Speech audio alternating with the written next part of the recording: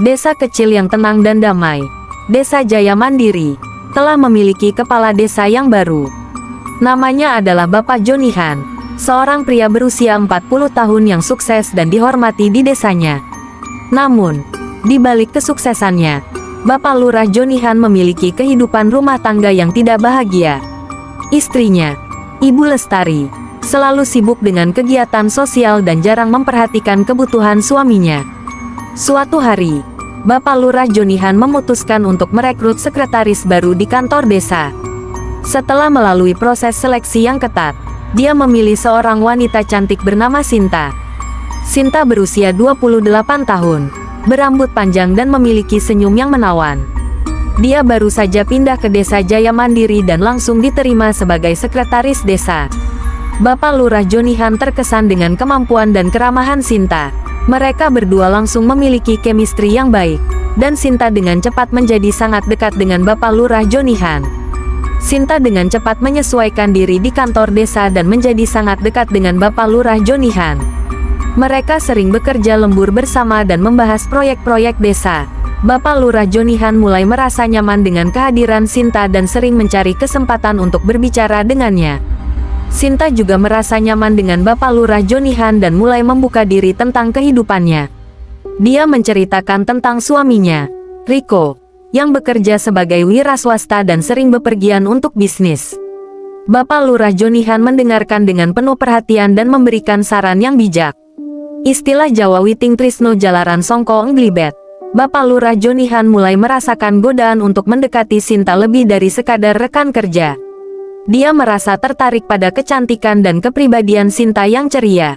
Sinta juga mulai merasakan ketertarikan pada Bapak Lurah Jonihan, namun berusaha untuk menahan perasaannya karena dia sudah menikah.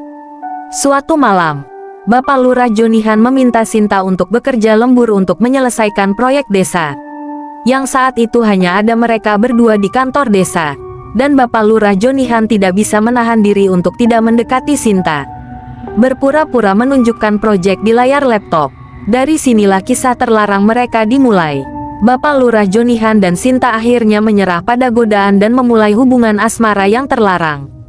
Mereka berdua sangat berhati-hati untuk tidak ketahuan oleh orang lain, namun semakin sulit untuk menyembunyikan perasaan mereka. Mereka mulai bertemu secara rahasia di hotel atau di tempat-tempat yang tersembunyi. Bapak Lurah Jonihan merasa sangat bahagia dan puas dengan hubungan mereka. Namun dia juga merasa bersalah karena telah mengkhianati kepercayaan istrinya dan masyarakat desa. Suatu hari Riko, suami Sinta, mulai mencurigai istrinya karena sering pulang malam dan tidak seperti biasanya. Riko pun meminta tolong temannya yang bekerja sebagai detektif untuk menyelidiki kegiatan Sinta. Riko merasa sangat curiga ketika dia mengetahui bahwa Sinta sering bertemu dengan Bapak Lurah Jonihan di kantor desa. Dia tidak bisa membayangkan bahwa istrinya yang dia percayai bisa melakukan perselingkuhan dengan kepala desa. Bapak Lurah Jonihan mulai merasakan konflik batin karena telah mengkhianati kepercayaan istrinya dan masyarakat desa. Dia merasa sangat bersalah dan tidak tahu bagaimana cara untuk mengakhiri hubungan dengan Sinta. Sinta juga merasakan hal yang sama. Merasa bersalah atas tindakan mereka dan takut kehilangan suaminya. Dia tidak tahu bagaimana cara untuk mengakhiri hubungan dengan Bapak Lurah Jonihan tanpa kehilangan pekerjaan dan reputasinya. Riko akhirnya mengetahui kebenaran tentang hubungan gelap antara istrinya dan Bapak Lurah Jonihan dari temannya yang diutusnya. Mereka tertangkap basah saat berduaan di ruang kepala desa. Riko merasa sangat terluka dan marah karena dikhianati oleh orang-orang yang dia percayai. Riko langsung pergi ke kantor desa dan menghadapi Bapak Lurah Jonihan tentang perselingkuhan mereka. Bapak Lurah Jonihan berusaha untuk meminta maaf dan menjelaskan keadaan. Namun Riko sangat marah dan terluka. Riko meminta Sinta untuk menjelaskan tentang perselingkuhan mereka. Sinta berusaha untuk meminta maaf dan menjelaskan keadaan. Namun Riko tidak bisa memaafkannya. Bapak Lurah Jonihan juga menghadapi reaksi dari istrinya, Ibu Lestari, yang sangat marah dan terluka ketika mengetahui tentang perselingkuhan suaminya.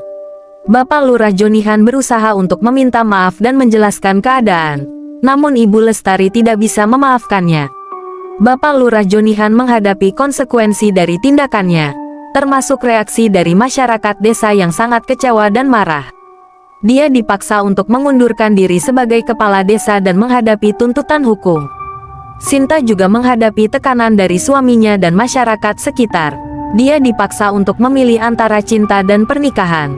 Riko meminta Sinta untuk meninggalkan rumah dan tidak pernah kembali.